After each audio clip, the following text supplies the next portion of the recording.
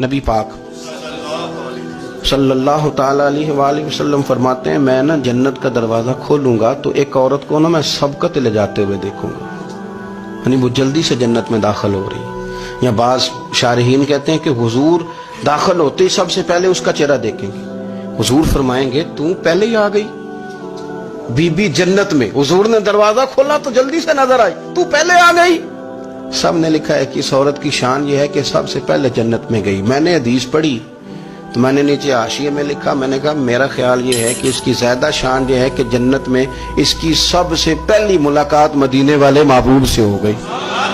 یہ دیکھو کتنی بڑی شان. حضور فرمانے لگے تو کیسے پہلے ہی آ گئی، کون ہے تو؟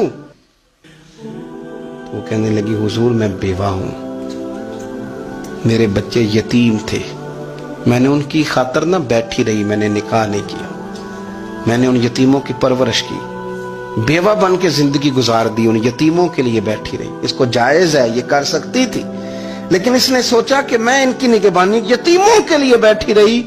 آج شان یہ ہے کہ مدینے والے کے لیے جب دروازہ کھلا ہے تو اس بی بی کو بھی رب کریم نے فوراً ہی جنت عطا فرما دی. یہ سب سے پہلے گئی. میں نے دیکھی ہیں ایسی عورتیں 23 سال میں بیوہ ہوئی پر عمر بچوں کے نام کر دی.